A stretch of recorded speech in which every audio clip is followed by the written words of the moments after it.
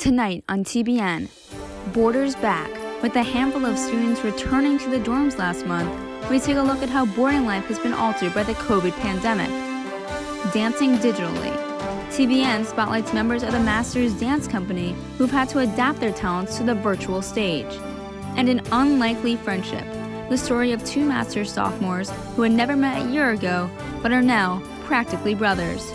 All this and more, next. Good evening and welcome into the Tower Broadcast Newsroom. I'm Logan Schijano, and we're following the latest news.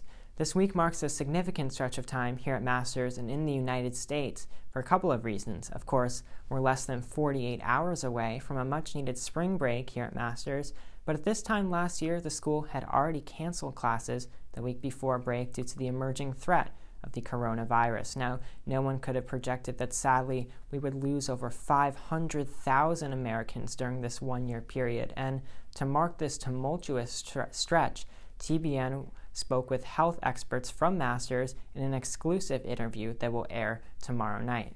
We'll show excerpts of that interview here today, but first, an update on the boarding situation here on campus. Boarders were finally permitted to return to the dorms last month, but as TBN's Brody Leo reports, the boarding experience looks significantly different. Nearly 1 year after dorms closed in March of 2020, boarding students were welcomed back to campus on Saturday, February 6th. On that day, 34 students, both international and domestic, returned to in-person learning. Two of those students, seniors Jenny Nikanarova and Sophie Neal, commented on boarders' excitement to return to campus. Yeah, it's felt really good. It's kind of been an outburst of energy because everyone's just been waiting for so long. But it's definitely been a bit hard with, not being able to hug your friends. This place is my home, literally. And after, living here for 3 years and getting consistent human contact and being around people and my friends and really finding myself and being able to grow and evolve in this community, being without it was kind of a shock, much more so than I expected. Dorm director Sydney Kadiyala echoed a similar sentiment. Living on campus without students is the weirdest thing. So usually summertime, it's so awkward and quiet, but we've had that for so long. So it's been really great to have more life and activity on campus. The boarders' return to campus has come with strict COVID protocols. Boarders must maintain social distance at all times, whether in their dorm common rooms, study spaces, or the dining hall. Dorm rooms are only single occupancy, and boarders can only take off their mask once in their room. Senior Cameron Belgrave commented on the adjustment to these protocols. I knew that I would be giving up a lot of my freedom coming back, but actually sitting and dealing with them is a whole nother thing. So kind of just being here and kind of having to wear my mask everywhere I go and only really getting to take a break when I'm in my room by myself. It is a lot to handle. Nyoka Navora spoke to the difficulty in creating these rules. Everything is sensible, but it's just been hard to find that balance of keeping everyone safe, but then also feeling comfortable in the dorms because it is your home. In line with these COVID regulations, off-campus activities have made their long-awaited return to campus. At the moment, buses are forced to half capacity and a maximum of a 10-minute ride to prevent the spread of the virus in the enclosed space. More than anything, Director of Student Activities Ed Gormley was happy to see that activities could resume at all. It was 11 months since we had taken any kind of activities trip off campus, and we did our first trip since COVID began. We went to Carvel. It was really exciting. It made us very happy to have that kind of life back on campus. And though COVID regulations are very restricting for student activities at the moment, Gormley hopes that in the future, these regulations will be able to loosen. Yeah, I'm always the optimist, and so I do watch every day. I watch the news to see what's happening in the world. I hope that after spring break, we can at least take students a little further afield, get to a movie theater, even if we have to rent out the whole theater. I think that would be fun, and maybe just get to a mall because as a boarder, it's so good to get off campus, even if it is just walking around Ridge Hill. To close, Neil reflected on the boarding situation as a whole. Boarders are very resourceful people. We're used to making sacrifices for the sake of the community, for the sake of being here, and we regardless, we love it. And it feels a little bit different, but honestly, it does not. It feels different, but it's definitely still the same in culture-wise and in the way that we interact with each other and the way that we value the community and living here. Thanks for that, Brody. Now on to our sports news. Upper school spring sports kicked off on Monday, and last week the Dobbs Athletic Association, DAA, organized a handful of basketball skills challenges for upper schoolers, which served as a good bit of friendly competition in a year where that's largely been lacking, as TBN's Quinn Schlossman now reports. The FC gym was alive once again last Tuesday when students convened for various basketball competitions put on by DAA. The event was designed to bring students together after nearly a year without games and matches at Masters. Usually we have things like Spirit Week, obviously. We love to do Pack the Den, which is something we've been doing a lot, especially last year, but obviously this year we can't really do that. So I think we're trying to do things that, like basketball, where you don't necessarily need to do contact. Originally we wanted to do 3v3 basketball, but we know that's not really possible. So doing things that are kind of just like shooting or just like kind of like skills drills, it's really fun for just people to show off what they know. We haven't had games, we haven't had places to pack, right? So we can't do it the ways we typically would, so we have to sort of think out of the box. And I think this is an opportunity for us to try and do that. So to gather together, to just be together and have fun. Knockout, a 3-point contest, and skills challenge were all a part of the afternoon's agenda, which was carefully planned out by members of DAA. The club is looking forward to holding similar events outdoors in the spring, including the annual Masters tradition of Founders Day. I think in the future, it'd be really fun to continue these kind of ideas. I think something gathering everyone just as a group, anything like that. I mean, basketball is just a great thing to do in the winter when it's cold, but if we can get outside, I know in the fall when it was kind of warmer, we did something like a soccer tennis. And so doing something like that in the spring again would be really fun. Quinn Schlossman, TBN, the Masters School. And sports was one of the many topics that I talked to Director of Health Services Sue Adams about in our interview. And as many of you know, a lot of public schools in the area have resumed competition in recent months, but Masters has not. I pressed Sue Adams as to why this is the case. Take a look.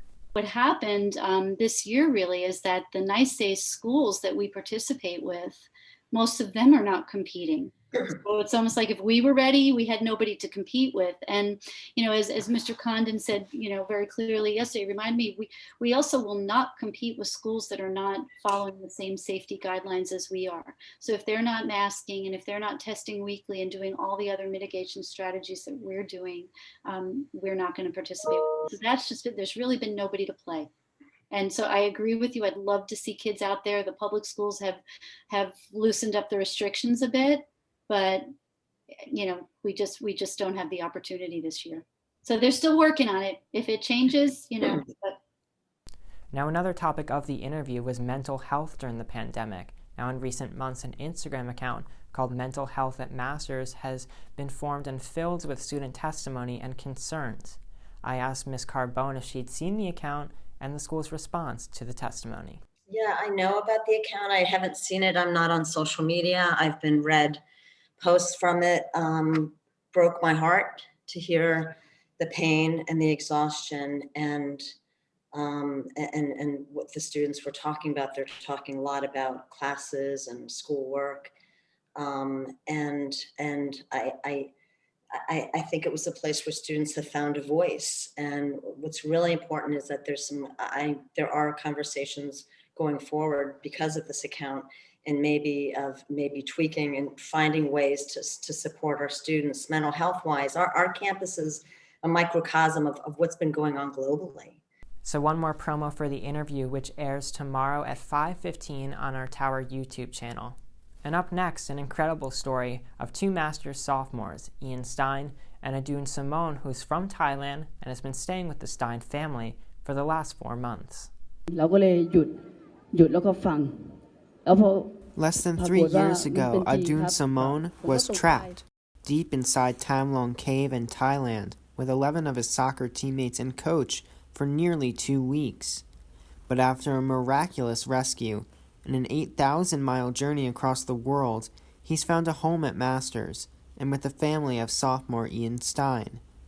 Adun moved in back in November, and after just 4 months, he and Ian are practically inseparable. There's really this kinship, this camaraderie, but it's not just a friendship. They call each other bro.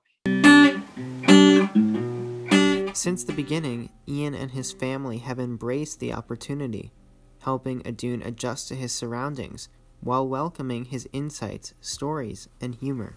When I first came here, I was shy because my personality is, quiet, not talkative.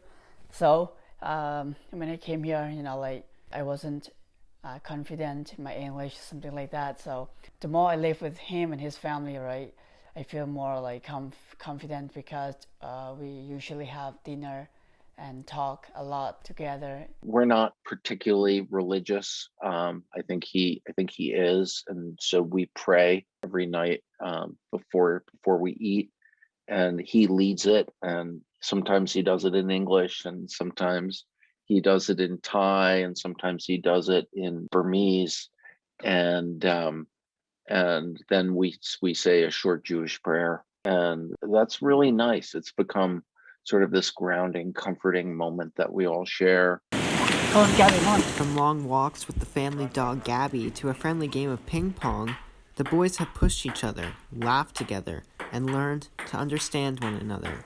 Ian is, he is a very smart guy. He is very kind. He has a beautiful heart. Adun is very hardworking. It's something that I really admire about him. So he'll be studying a lot. We're both taking chemistry and some other classes, so we'll study the chemistry together. We'll work out because he's a soccer player and just an athlete overall. So we like to train in the gym together. You guys ready? Yeah.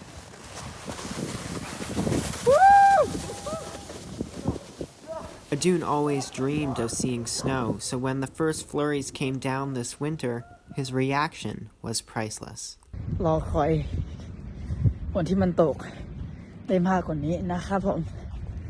atmosphere, that time, I've been waiting for a long time. So when I got the experience, I was so surprised. It's thing happened. It's happened to me, and I've been waiting, and it just happened. His time in the States has been filled with many more firsts, including Thanksgiving, a trip to Rockefeller Center, and his own Christmas tree. He shared his talents like cooking and guitar with the Stein family, who said they are moved by his passion and character. When he is in his room for hours on end studying a history textbook or just his work, he'll come out and he'll always be in the most positive mindset. He's very much so an optimist, and it's very infectious. Friends of ours have said, wow, I don't know if I would have done this. That it must be there must be moments that are hard, and the truth is there really haven't been.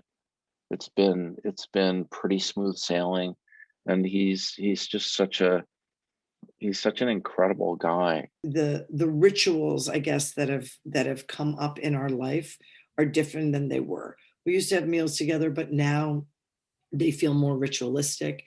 And every night we start our day with an intention, and we end our days together talking about what the day was like, and also what the day and the expectation for the next day is, so that we've really become this unit. Adun says he is incredibly grateful for the Stein's hospitality and has a message for the Masters community.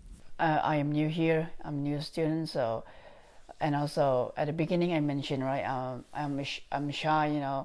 My personality is not talkative, but I really want to talk with you guys. If you see me in school, right, just come say hi to me. I really want to talk and make friends with you guys.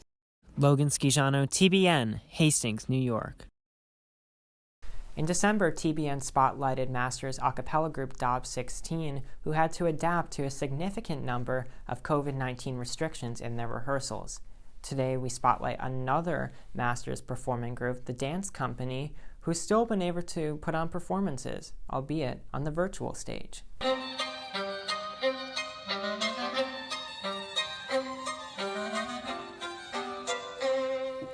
After performing the spectacle of choreography during last year's fall concert, the Masters Dance Company was met with hearty applause.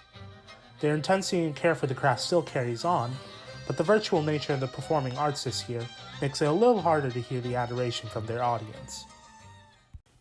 The dance company has had to adjust to being in quarantine, especially regarding the ways in which the tech classes are taught. Teaching dance right now during COVID and having the hybrid students who are in person and students are remote, it's like juggling a lot of different things. There's a lot of different things to consider and take into consideration.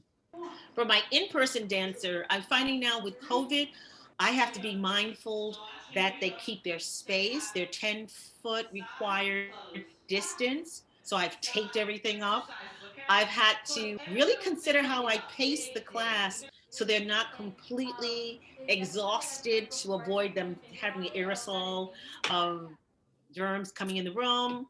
For those who are remote, I can't see you, you can see me. So you'll do the exercise, learn it, take your phone, record yourself, and then put it in your folder, and then I can later give you corrections. So this way they still are an active member in the class. In particular, the dance company's yearly performance during Masters' celebration of MLK Day needed to adapt to the online setting. For about a month beforehand, we studied and we learned everything of the history of 3 dances. In Lamu, which is a Zulu warrior dance, gumboot, it's just a South African dance, and stepping. What we did was we learned the dance in 1 hour. We learned it and recorded it in 1 hour. So that was kind of our challenge. The tech classes were challenged to learn the dance, learn the choreography, and have it recorded for the video footage that we presented. It was exhilarating and amazing because we only had 2 takes to do it.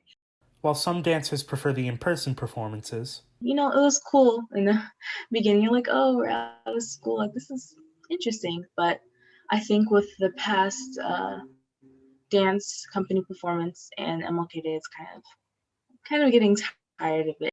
they do still acknowledge the ways in which they've prospered through it all. Our company's very resilient, so we've been doing a really good job. Either way, the dance company knows that through it all, the meaning that dance portrays is still reserved.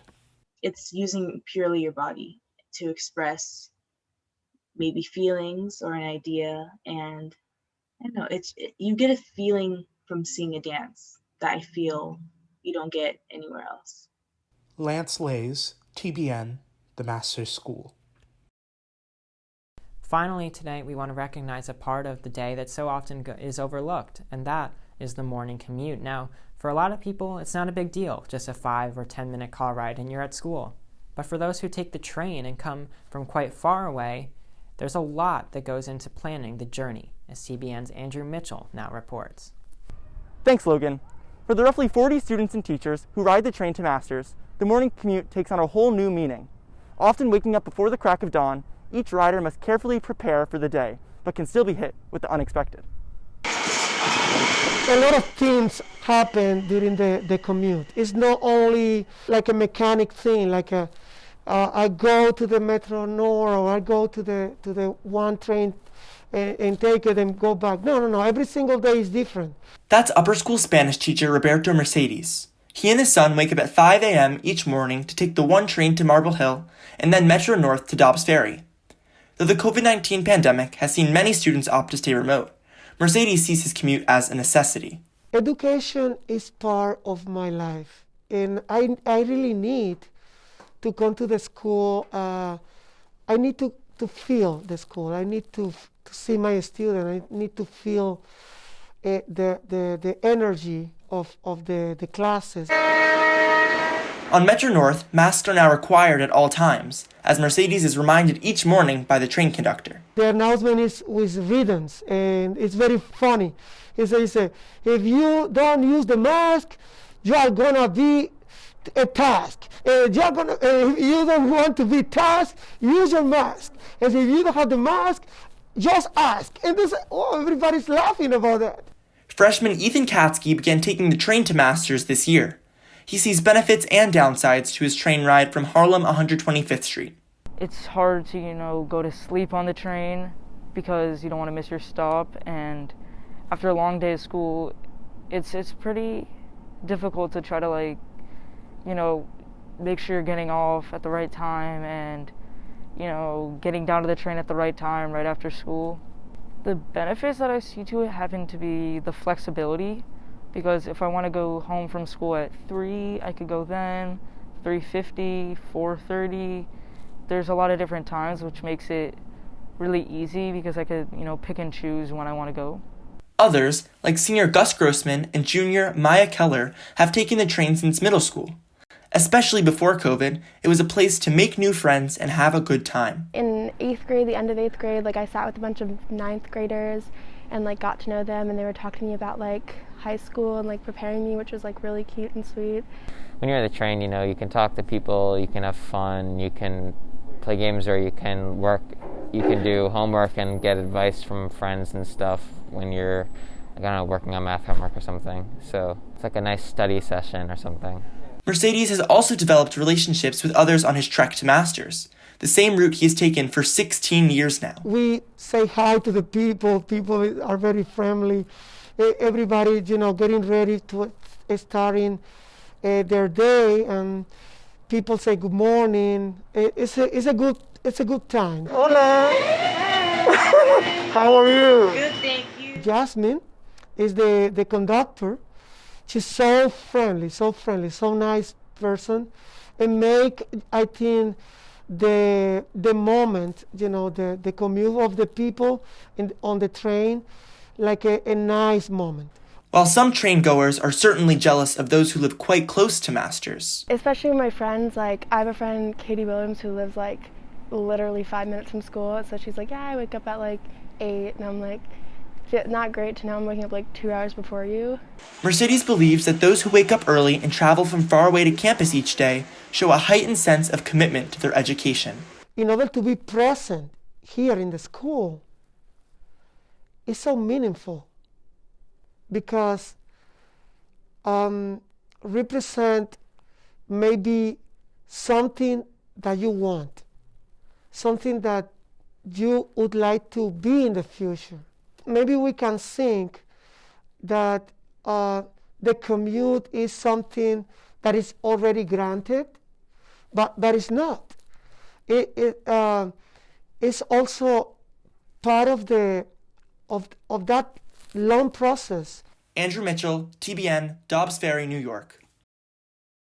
And thanks so much for joining us today. Remember to follow Tower on Instagram, Facebook, and Twitter, and Tower Broadcast News on our YouTube channel. Be sure to tune into that exclusive interview tomorrow at 5:15 p.m., 1 year since COVID, an update from Masters health experts. And also stay tuned for Tower Broadcast News' April Fool's Edition airing next month.